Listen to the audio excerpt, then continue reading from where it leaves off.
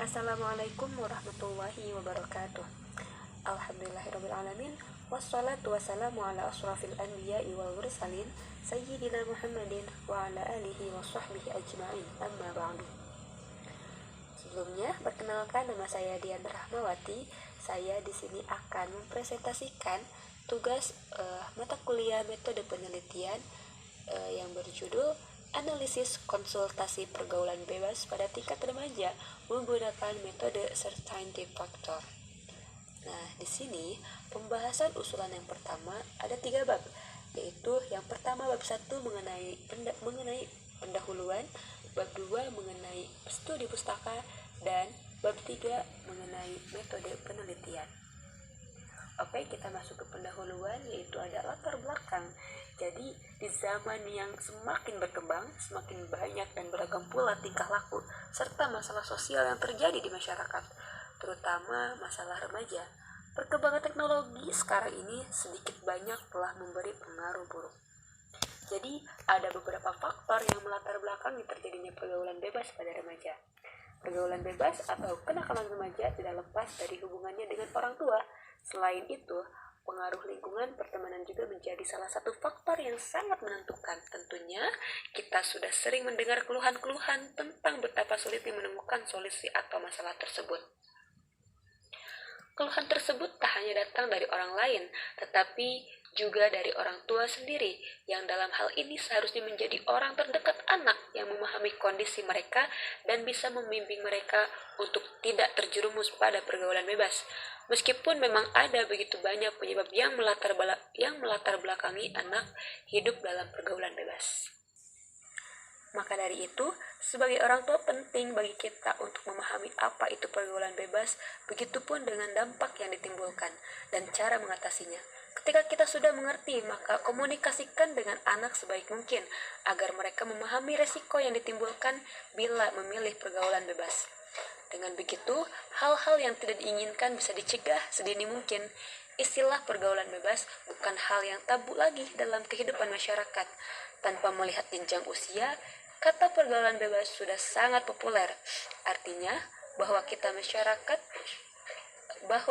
masyarakat mendengar pergaulan bebas, maka arah pemikirannya adalah tindakan yang terjadi di luar koridor hukum yang bertentangan, terutama bagi agama.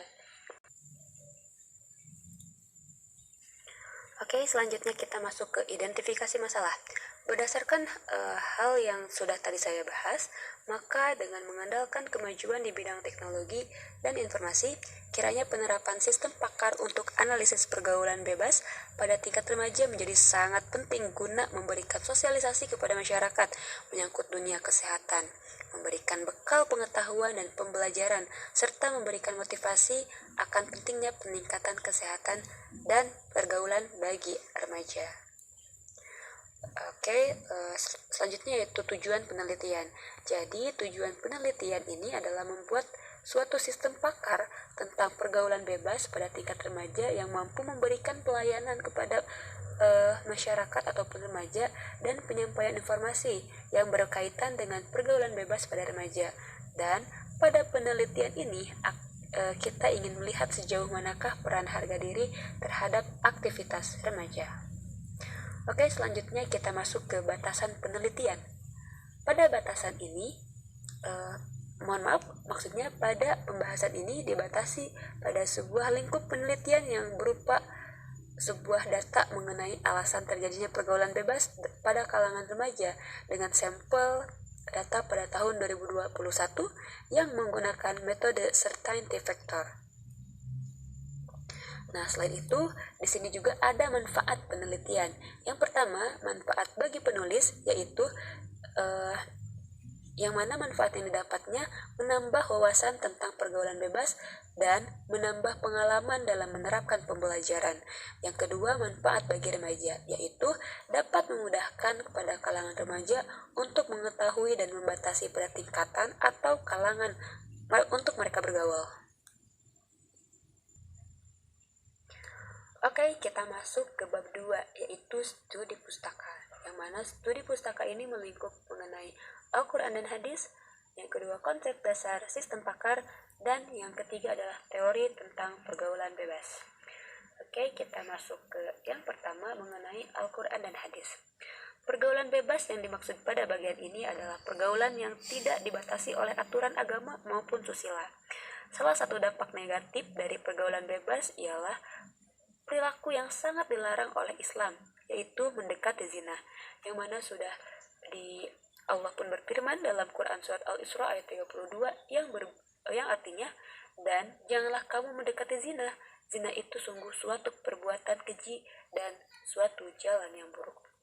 Selain dari Al-Quran, Rasulullah pun bersabda yang diriwayatkan oleh Bukhari dan Muslim yang artinya sesungguhnya di antara tanda-tanda kiamat yaitu diangkatnya ilmu dan kebodohan nampak jelas, dan banyak orang yang minum khamar dan banyak orang berzina secara terang-terangan.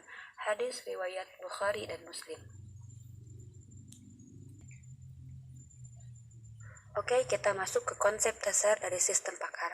Sistem pakar, definisi umumnya dari sistem pakar itu adalah suatu program komputer atau sistem informasi yang mengandung beberapa pengetahuan dari salah satu atau lebih pakar manusia yang terkait di suatu bidang yang cenderung spesifik. Pakar yang dimaksudkan merupakan seseorang yang memiliki keahlian khusus di bidangnya masing-masing. Contohnya dokter, psikolog, mekanik, dan lain sebagainya. Perangkat lunak ini pertama kali dikembangkan oleh riset program kecerdasan buatan sekitar tahun 1960-an dan 1970-an, serta baru diterapkan pada tahun 1980-an. Sistem pakar juga adalah sistem yang berusaha mengadopsi pengetahuan manusia ke komputer, agar komputer dapat menyelesaikan masalah seperti yang dilakukan oleh para ahli.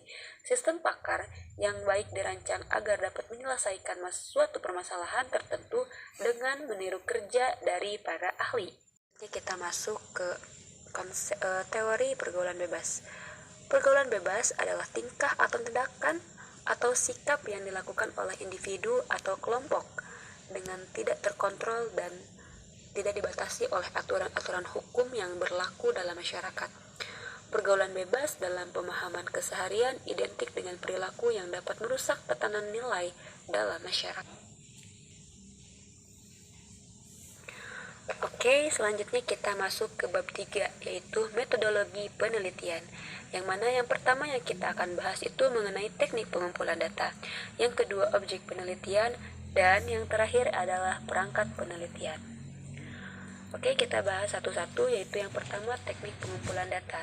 Teknik pengumpulan data di sini ada dua, yaitu mengenai dengan cara wawancara, dan yang kedua mengenai studi pustaka. Wawancara dilakukan dengan narasumber dan dari data-data gejala dan tingkatan penanggulangan remaja yang terjerumus pada pergaulan bebas tersebut dijadikan acuan sebagai bahan untuk menyesuaikan dalam menyelesaikan tugas ini. Dan yang kedua ialah studi pustaka, dilakukan untuk mendapatkan teori serta konsep yang mendukung dalam penelitian dan berkaitan dengan masalah yang diangkat dalam penelitian ini.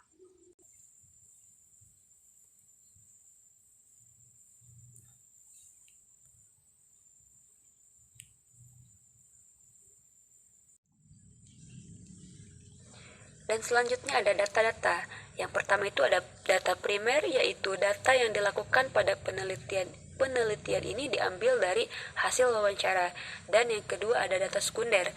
Data sekunder ini data yang didapat melalui jurnal-jurnal dan buku yang telah dibaca mengenai sistem pakar dan pergaulan bebas pada remaja. Di dalam buku tersebut menjelaskan konsep dasar dari sistem pakar. Oke, selanjutnya kita masuk ke perangkat lunak yang akan digunakan. Yang pertama itu ada SAM. SAM itu digunakan oleh penulis sebagai server lokal. Dan yang kedua adalah Visual Studio Code, yang mana Visual Studio Code ini merupakan text editor yang akan penulis gunakan sebagai coding program. Dan selanjutnya adalah objek penelitian. Pada bahasan ini dibatasi pula pada lingkup penelitian yang berupa sebuah data mengenai alasan terjadinya pergaulan bebas pada kalangan remaja dengan sampel data pada tahun 2021 menggunakan metode Certainty Vector. Oke, mungkin cukup sekian presentasi dari mengenai tugas metodologi penelitian dari bab 1 sampai bab 3. Saya ucapkan terima kasih dan saya ucapkan permohonan maaf yang sebesar-besarnya bila terdapat dalam presentasi dan hasil tugas ini masih banyak kekurangan dan Saya cukupkan sampai di sini. Terima kasih. Wassalamualaikum warahmatullahi wabarakatuh.